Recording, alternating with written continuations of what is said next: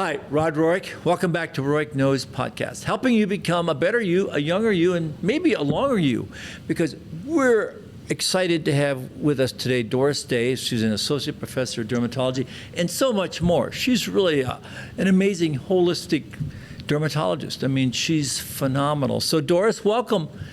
And thanks for having me on. I'm so happy to be on with you again. That's great. It's great to have you. And I will tell you, I must say, look at her. She's beautiful, and she's only 35.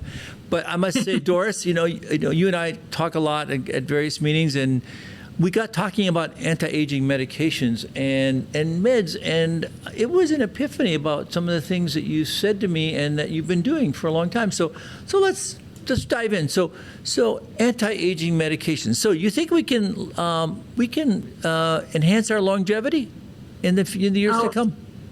For sure. I believe that we can. I'm very lucky in that my father was a physician, and he would be in his hundreds now, and he had a great philosophy. He always said, and when I was young, I thought this was so silly, but as I got older, I understood it better. But he always said we should all die young at an old age. And love that. It's such a smart line, and he really did live that.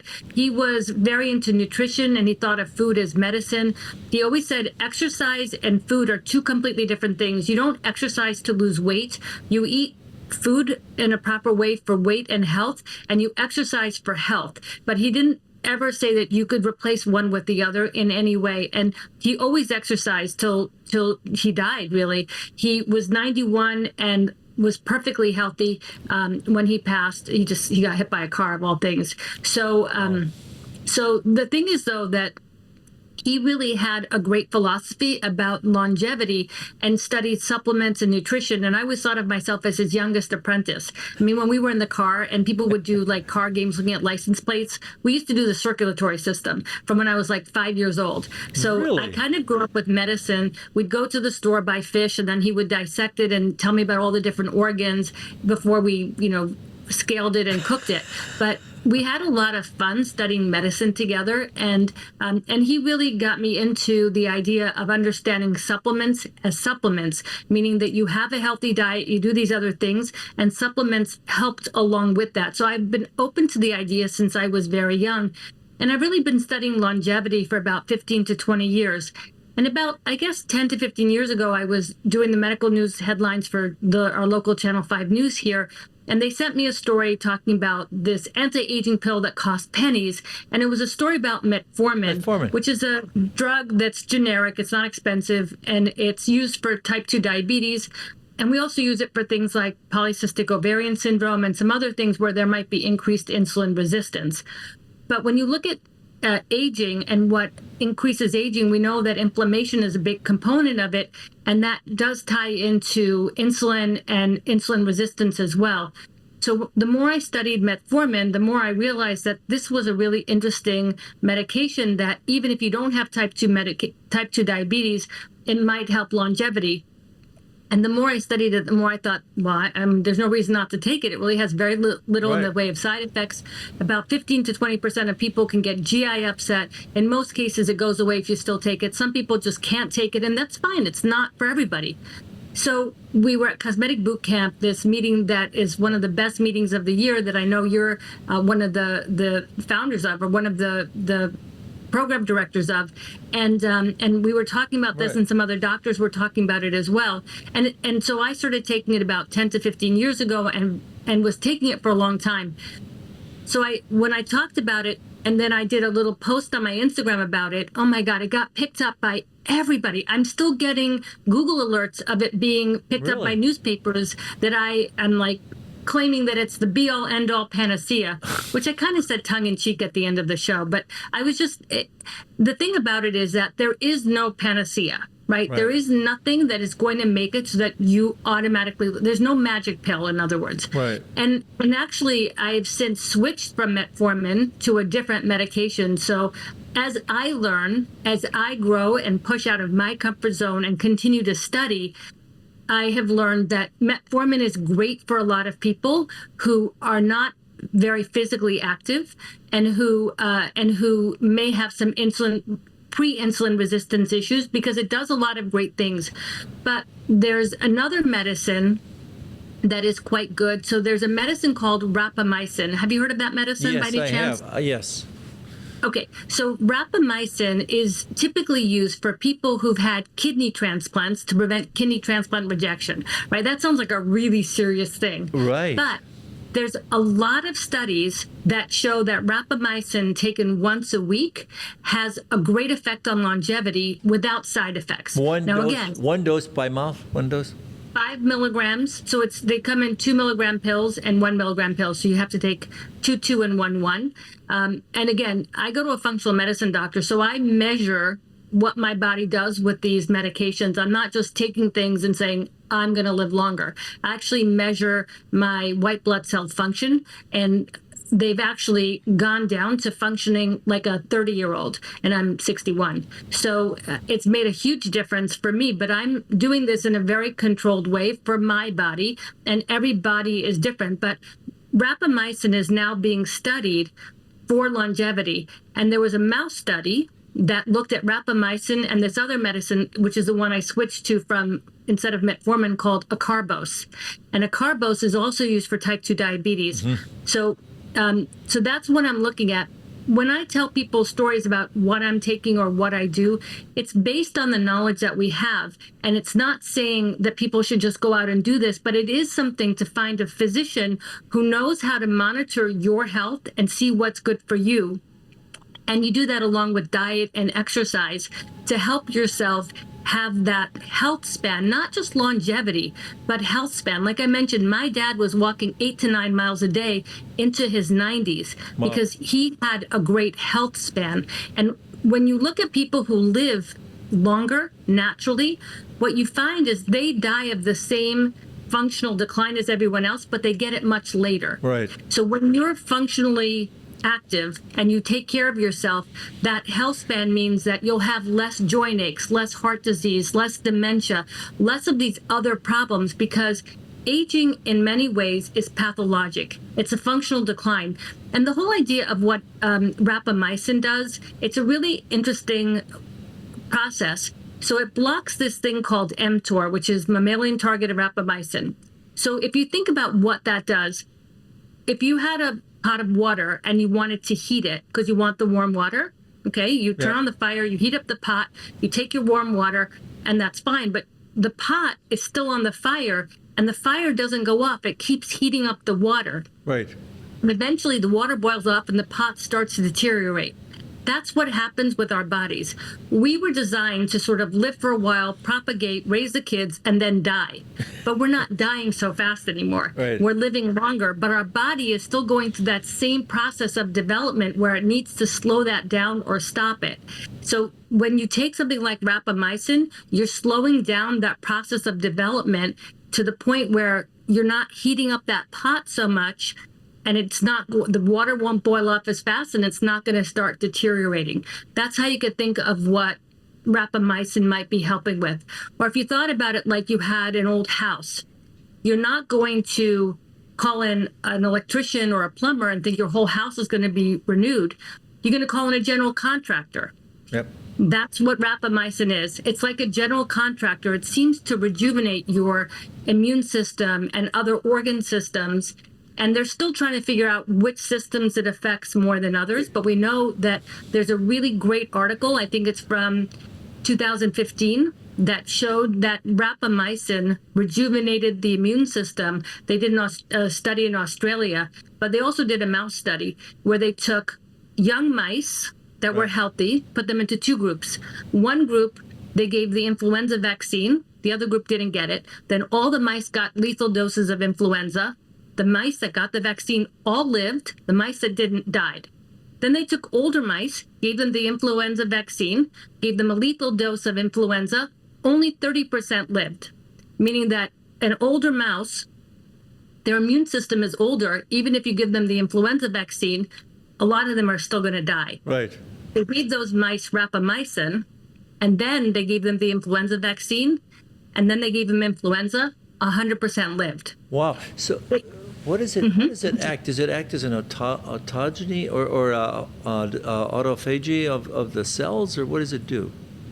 So they're figuring out a lot of it, but most of what it does is it blocks something called mTOR complex 1 Yep. and eventually mTOR complex 2.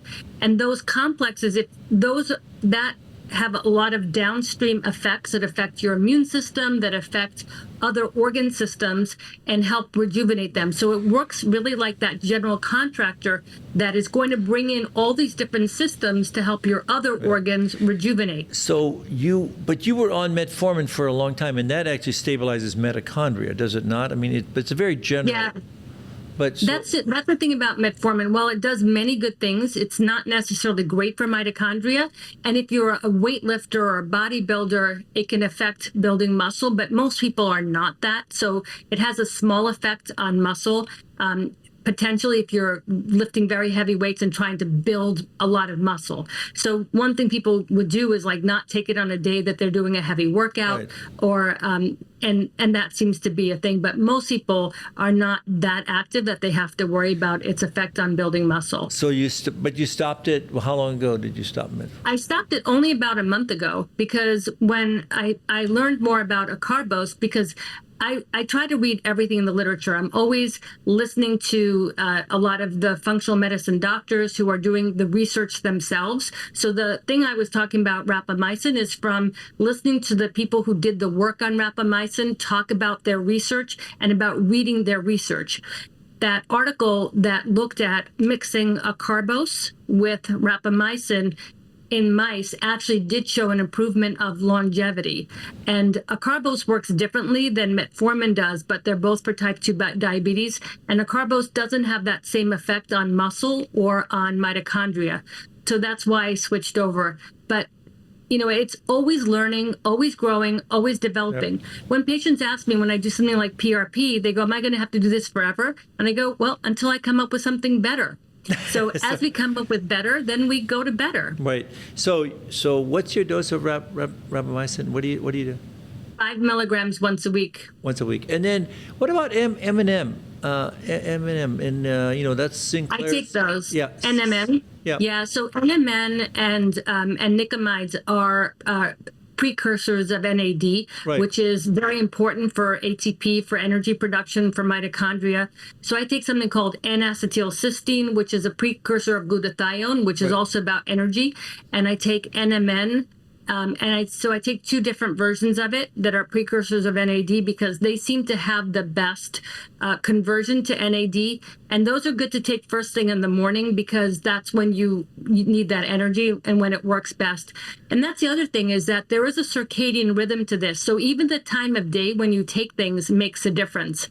And that's something else that I've been studying is when is the best time to take certain things? When is the best time to exercise?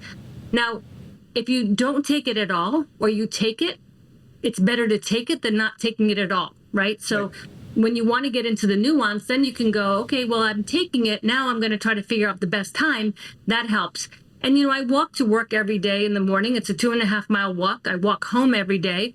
And as I walk to work, the sun is coming up. I get morning light on my eyes. I intermittent fast, so I stop eating at about 1 o'clock in the afternoon on most days. So I intermittent fast for about 18 hours a day, and I try to work out. Behind that screen is my Peloton. So, and then I try to do some weights, but it's a matter of not just saying I'm going to take a pill. It's saying I'm going to challenge myself physically, mentally, and then I'm going to look at these other things that will enhance that, not replace it. No, I agree. So that NMN and then resveratrol, you take that? You ever take that? I take something called resveratrol, which is resveratrol with the sirtuins. Okay. And it's interesting because I measure my my oxidation, you can actually measure how Right. your body handles this, and that level is high. So it actually seems to work for me. That's great. So what else do you do? But I've been doing that for about 15 years. So I take something else called TA65, which is telomerase, which helps keep your telomeres longer. And I think there's good data on that. But, these are supplements. The rapamycin and the acarbose are prescription. So off-label, but they're prescription. These other ones, the TH65, the NMN, the N-acetylcysteine, I do hormone replacement because I'm in my 60s. And those things, and the TH65, those are supplements. So the data around a supplement is going to be less rigorous than the data for an FDA trial. And the thing about NMN is the source really does matter. You don't want to take NMN that's not well done. The one I take is by a company called Elysium. I'm not related to them, although I should be because I talk about them enough. But I think that's the best company in terms of knowing that you're getting it well made. And then, of course, omega-3s, which there's one called Lovaza that is a prescription omega.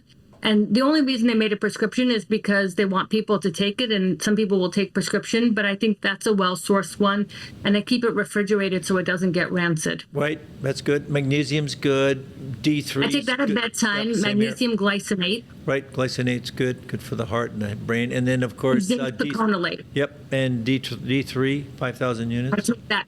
D3 with vitamin K, because vitamin D helps with calcium absorption, but vitamin K helps push the calcium into bones. So I think when you take vitamin D, it's good to add vitamin K. You're supposed to make vitamin K in your gut, but we don't know if the gut's doing what it's supposed to, so adding vitamin K is often helpful. Yep. So what else do you take? You take vitamin C? I take 2 grams a day. I take it sometimes when my husband is good about vitamin C, so he'll throw me some once in a while. I'll take it. I take zinc piconolate, just 50 milligrams, because it's better absorbed. Trying to think of what else is on my desk. That's it. Okay. I think that's about, and DHEA, because I don't take testosterone, but DHEA is a precursor. Good. So I take that. And it's safe. Very safe. Yep, that's great. No, it's great. I'd love it. This is fascinating. I mean, that's phenomenal, Doris. I mean, you look great. I mean, I think you've got good genes. You've got good genetics, and I really don't actually. When I was younger, my dad would always say "never go in the sun," and that's because he was the youngest of 10, and his older sisters, who were 10, 15 years older than him, they were so wrinkled. They were like Shar-Peis, and my dad was a good observer, and he saw that the sun was making them wrinkled. So, and I have a very slow snap, so I know that my skin, if my dad didn't protect me when I was young, and if I didn't do what I'm doing now, we actually don't age well in my family, so I have to work really hard at it. Well, whatever you're doing, it's fantastic. But Doris, it's an incredible pleasure. I learned so much. I mean, it's amazing. And I'm on about a third of what you just said, but I'm going to get on most of it. So, and you see a functional doctor, right, that helps you with that. Yeah, that's absolutely awesome. That's awesome. So, all right. Wise words from an incredibly wise woman and a phenomenal dermatologist from New York City. Doris, always a pleasure having you on the podcast, and I look forward to having you back. Take care. Have a great week. Be back. Bye-bye.